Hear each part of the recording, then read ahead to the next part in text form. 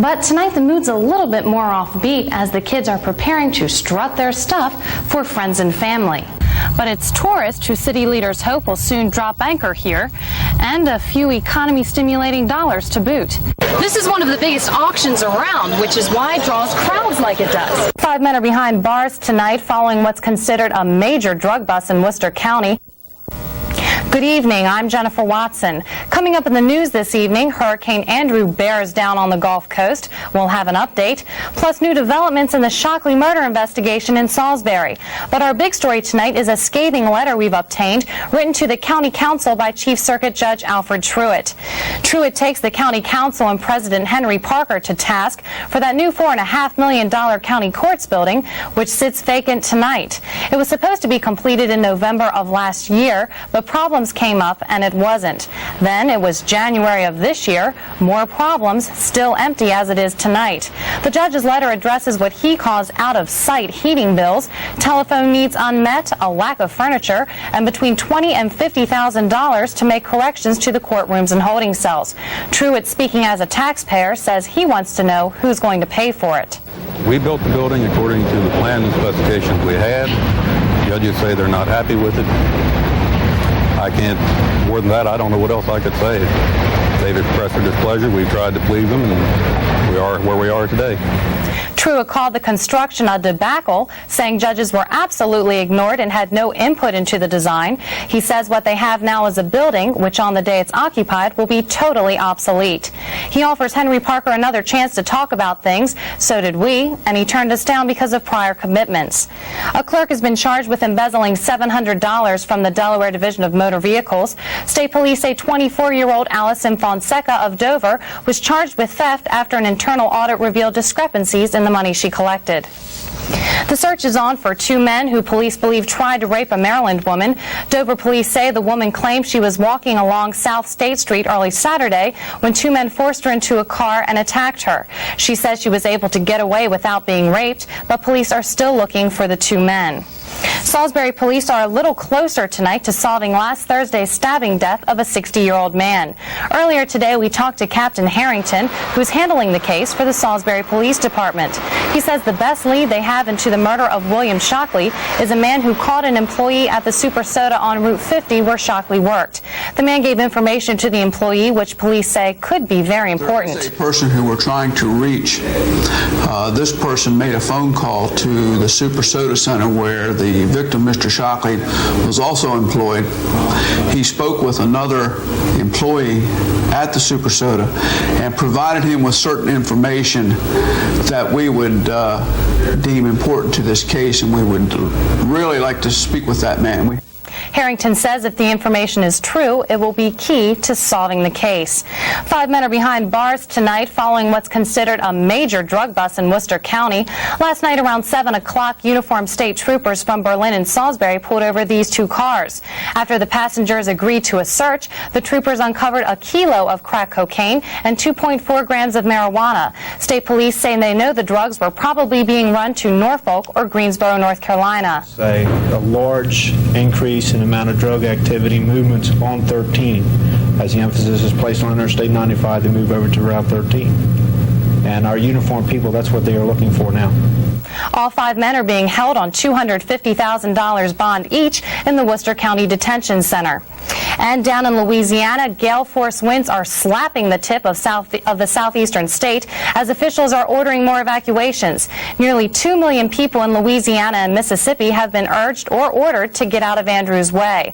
The hurricane is about 150 miles south of New Orleans, moving at 17 miles an hour with top winds of about 140 miles per hour. Forecasters say little change in strength is likely. Some 470 miles of Gulf Coast from Mississippi to Texas are under a hurricane warning. And that's going to do it for us. ABC's World News Tonight is coming up next. We'll be back to update things on the Nightcast at 11. Thanks for tuning in and have a nice night.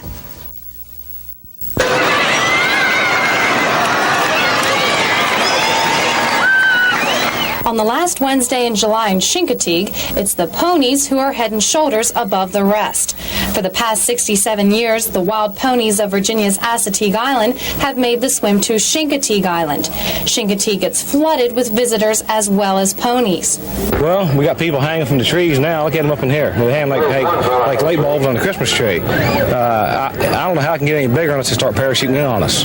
The island's small population swells for these few days every year. Some are here just to take home some memories, others the ponies they came for. We like the fact that they're still a wild herd, and we wanted to come up from Tennessee to get some to take home to put some of that blood in our ponies. 500, what do you think? 500, I'll go back to my best bidder now. 500, 500, and I have sold it to him right there, $450. This is one of the biggest auctions around, which is why it draws crowds like it does. But for all the fanfare, criticism too seems to run as wild as the horses.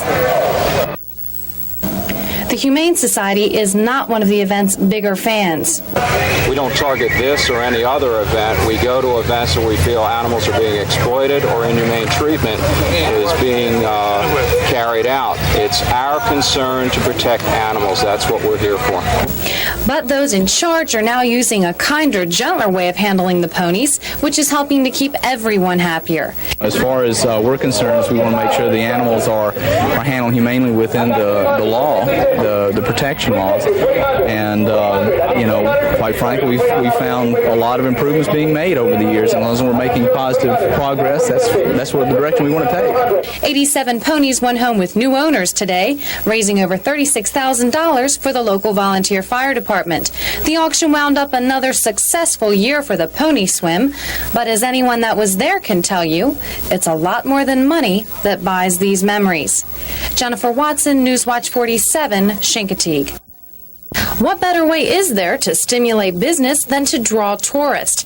Tough economic times like these have prompted Salisbury City officials to set sail into a nearly $1 million project. The Salisbury Marina is in the process of being expanded to more than twice its size. Public Works Director Tom Plotz says the marina expansion will benefit more than just boaters. It'll help. It should help everybody, and help business survive and help the city in general.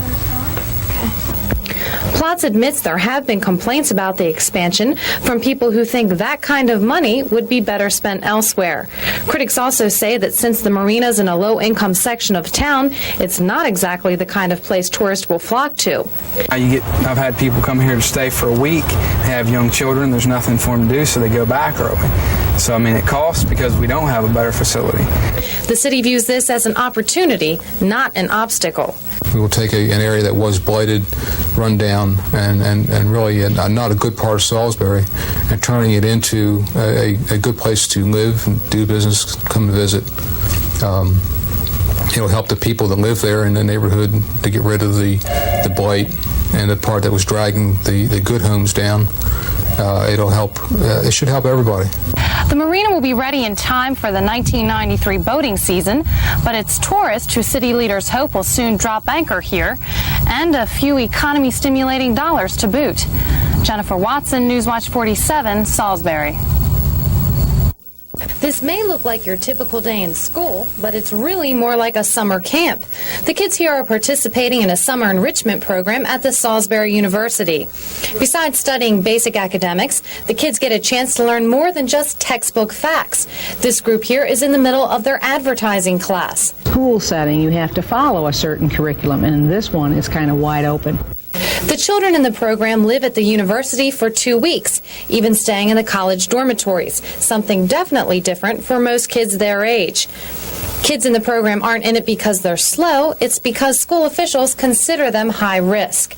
They might be the children who are at risk of not finishing school or of dropping out, and we want to prevent that. We want to help enhance them, the programs that the public schools do, so that they will stay in school and see that school and higher education might be a goal for them.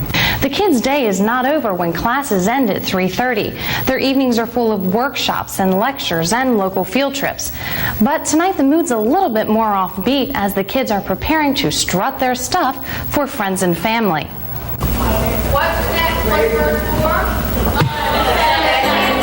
The Kids are rehearsing for the program's closing show on Saturday night. With most in the program being between the ages of 8 and 12, going away from home was a big decision for them. They're in the middle of living 2 weeks as little grown-ups, and not all of them are ready to give it up quite yet.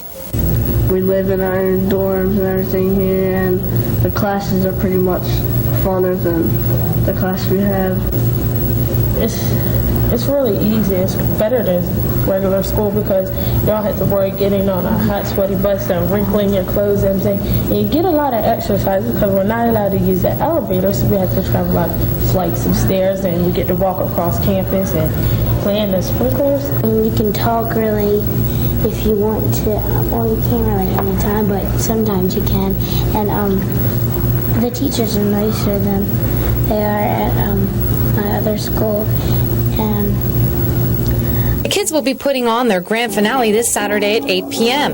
And from the looks of things, it promises to be well worth the wait.